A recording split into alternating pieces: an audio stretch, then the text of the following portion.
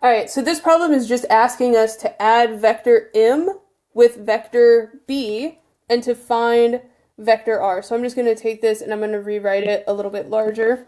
So we know that vector r is equal to m plus b.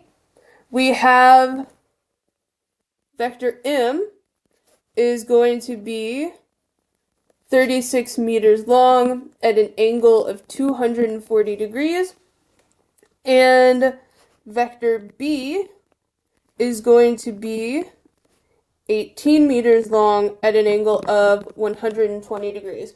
So what I want to do is, in order to add these together, I want to take it and I want to convert this into Cartesians. So I want this to be the x and y component, meaning that I want to find mx, my, bx, and by so that I can add it together, right? Because rx is equal to mx plus bx, and ry is equal to my plus by.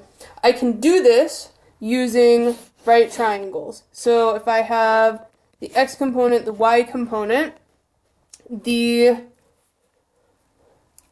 hypotenuse is going to be the magnitude of whatever vector I'm looking at. So here I have information that the magnitude of vector m is 36 meters and it has an angle of 240 degrees. I have for vector b that its magnitude is 18 meters and it has an angle of 120 degrees. So I can use sine, cosine, and tangent to find the x and y components. So I'll go over that real quick and then we'll come back up to this. So if I have this right triangle, sine is going to be the opposite over the hypotenuse. So that's going to be y over my magnitude here. And if I wanted to find the y component, I would rearrange this so that I have y is equal to the magnitude of the vector times sine of theta. Cosine of theta is going to be x over the magnitude of this vector. So if I wanted to find the x component, I would just rearrange this so that I have the magnitude of my vector times cosine of theta. And then tangent will be important later if I want to convert my resultant vector, my vector r, back into polar coordinates. And this is going to be the y over the x. Generally, you'll want to find theta, so you would take the tangent inverse of this.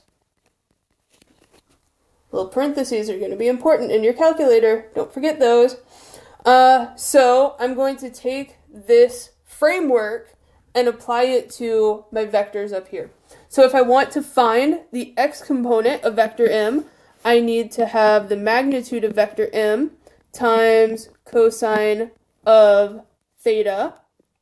This is going to be 36 cosine of 240 degrees, which would give me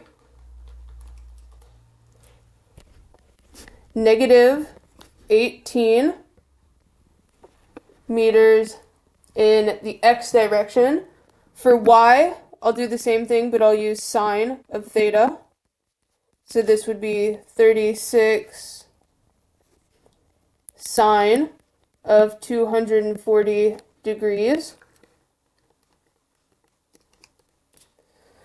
which would give me negative 31 meters in the y direction. And then I will do this for b. So I need my magnitude of b. Cosine 120 would be cosine of theta is equal to 18 cosine 120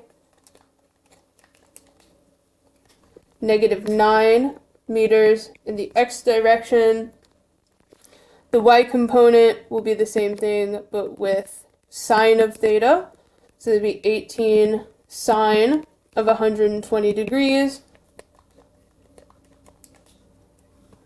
So this will be 15 point, I'm going to round it, 15.6 meters in the y direction. So now I have the x and y components. I am going to rewrite this. So now I have the x and y components, which means that I can use these equations on the left-hand side here to find the x and y components of my resultant vector. So the x component of my resultant vector is going to be the x component of m plus the x component of b.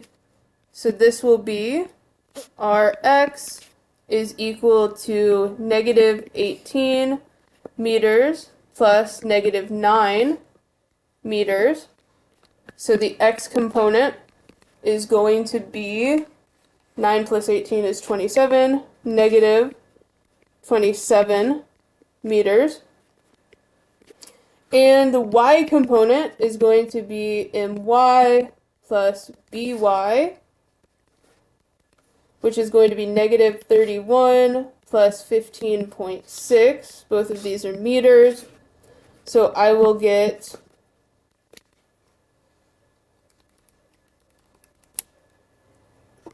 negative 15.4 meters in the y direction. I can now take this and convert it back into polar coordinates, right? So I will use this theta is equal to the tangent inverse of y over x to find my angle. So theta is equal to the tangent inverse of negative 15.4 over negative 27. This will give me an angle of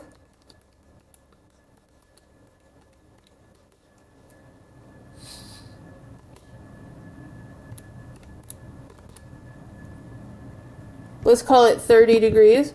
It's close enough.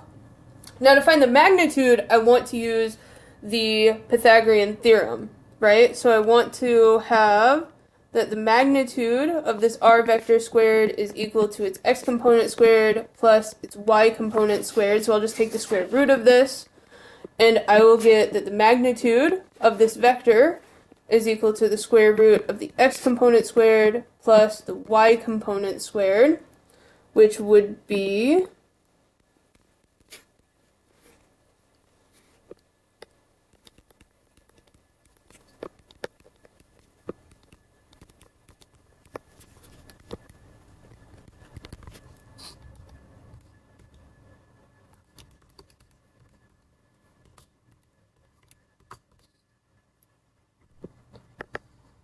$31 meters. 31 meters. The next thing that I can do is I can actually plot this and see if my solutions make sense. So I'm just going to go ahead and draw a coordinate system here. We're going to scroll fast. So M is 240 degrees, 36 meters. So we have 0, 90, 180, 270. I forgot what my angle was. 240. So it's going to be coming off this direction, and it's going to be fairly long. And since I'm adding B to M, I'm going to do tip to tail. So I am going to put the tip of M on the tail of B, meaning that from where M stopped, I'm going to start drawing B. So B is 18 meters, 120 degrees. I'm going to forget. I'll write this down here. 18 meters, 120 degrees. So 120 degrees. This is going to be M. I'll do B in a different color. 120 degrees from the end of M, right? This would be 0, 90, 180, it would be off like this direction. And it's not going to be quite as long. So it would be over here. That would be B. And I'm going to erase this. And now I can draw my resultant vector. So my resultant vector is going to start at the tail of M, and it's going to go to the tip of B. So it's going to go off this direction. So this is my resultant vector. So my resultant vector should be shorter than M, and it should be closer to 180 degrees. I have an error. I have to add 180 to this.